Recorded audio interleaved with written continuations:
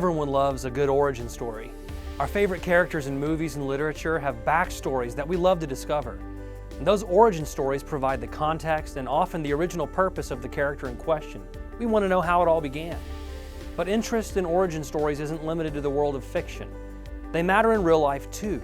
Every human being who wants to understand his purpose or value needs to look back to the origin story of the world. Where did we come from? And now that we're here, what are we supposed to do?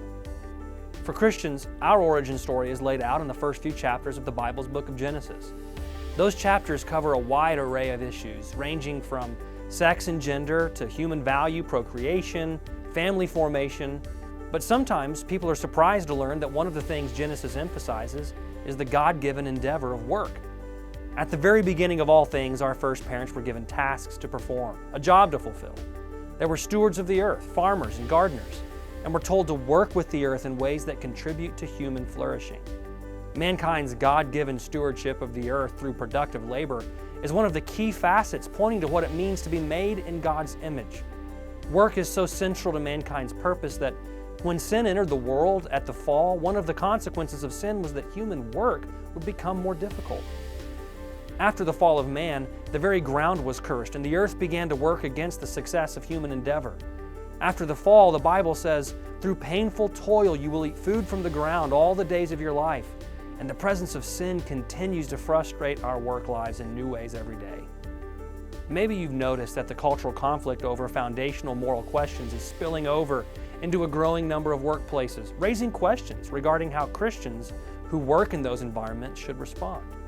Christian bakers and florists are persecuted if they act consistently on their beliefs that, for example, homosexuality and transgenderism represent pursuits that are harmful to those involved. Holding fast to the truths of the biblical origin story within the workplace is increasingly unacceptable within a culture which has come to regard Christian belief on these matters as not just wrong, but as morally reprehensible. There are a growing number of workplaces in which pressure is mounting for employees to affirm things they do not believe, especially where gender is concerned. Workers are being required to speak words they know to be false in order to avoid penalties or even a loss of their jobs.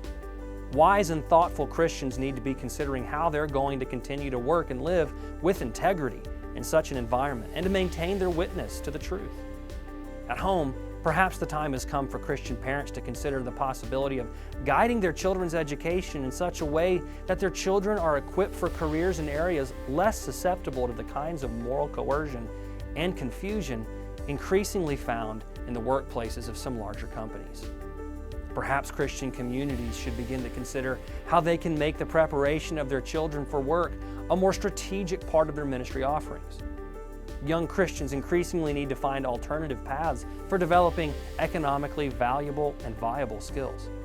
Skilled Christian laborers and thoughtful Christian employers should consider how they can help young Christians in their own church community develop needed skills and then apply them. Christians, after all, are called to do good to everyone, but especially to the family of faith. Since the very beginning, work has been a foundational endeavor ordained for human beings by God Himself. Our labor is our stewardship of God's creation. Therefore, even when the risks are high, our labor should always aim to contribute in one way or another to human flourishing. This has been another quick take from Lake Ridge Faith and Culture. Stand firm, and God bless.